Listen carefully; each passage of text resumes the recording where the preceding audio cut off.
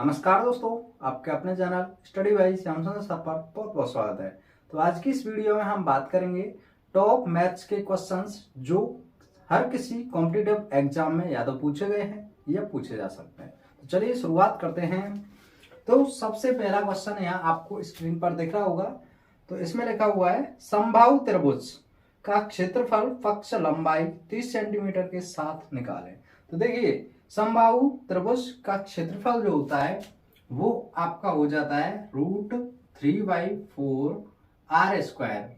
Okay, R square का मतलब यहाँ पे लंबाई का स्क्वायर कर देंगे तो ये क्या हो जाएगा √3/4 एल स्क्वायर, यानी कि 30 का स्क्वायर। 30 गुणा 30 बोल सकते हैं। अब 2 से 2 दूनी 4, 2 से 15 बार, 2 से 15 बार। अब 15 गुणा 15 कितने हो जाते हैं 225, और रूट में क्या दिया गया है 3। ओके, तो इस तरीके से हम इसको सॉल्व कर सकते हैं। चलिए अगला क्वेश्चन देख लेते हैं। आगे जो दिया गया है वो है आपके सामने 42 माइनस 9 प्लस 32 माइनस 22 माइनस 7, और ये इस तरीके से ब्रैकेटों में ये बंद कर दिया गया है। तो सबसे पहले हम छोटे ब्रैकेट को देखेंगे। तो 22 में से 7 गए तो कितने बच जाएंगे 15, और 32 में से 15 चले जाएंगे तो कितने बच जाएंगे यहाँ 17, और 17 और 9 मिलकर कितने हो जाएंगे 17 और 9 मिलकर हो जाएंगे 26, और यहाँ बच जाएगा 42, और 42 में से 26 घटाएंगे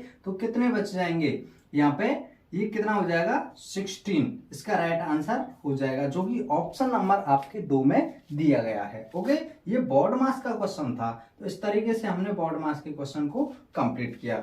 चलिए अब हम आगे एक और नया क्वेश्चन देखते हैं। ये एवरेज का क्वेश्चन आपके सामने दिया गया है। 5 संख्याओं का औसत 113 है। कितनों का 5 संख्याओं का औसत 113 दिया गया है। तो ये 100 पंजे 500, 13 पंजे 65, यानी कि 565 हो जाएगा इसका योग। आगे दिया गया है एक संख्या के औसत से अधिक होने के बाद भी औसत वही रहता है, पता करें कि उसमें से कितना नंबर गिरा है।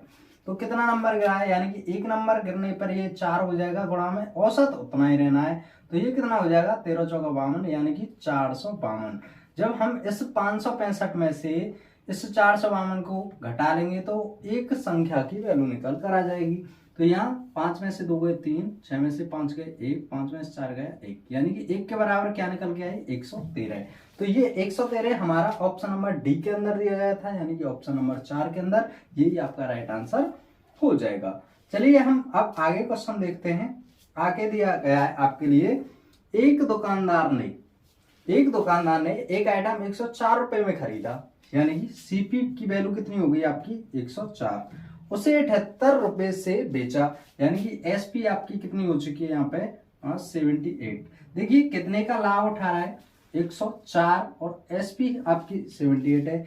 तो लाभ हुआ है या हानि हुई है।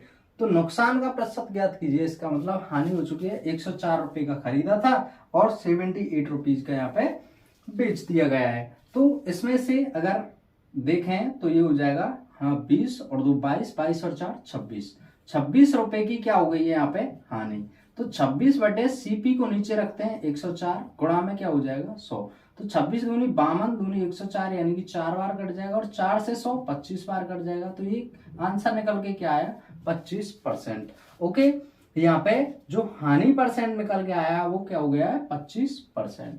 क्लियर। अच्छा, अब चलिए इसका नेक्स्ट क्वेश्चन और देख लेते हैं। आगे जो क्वेश्चन दिया गया है इसका सॉल्यूशन देखते हैं।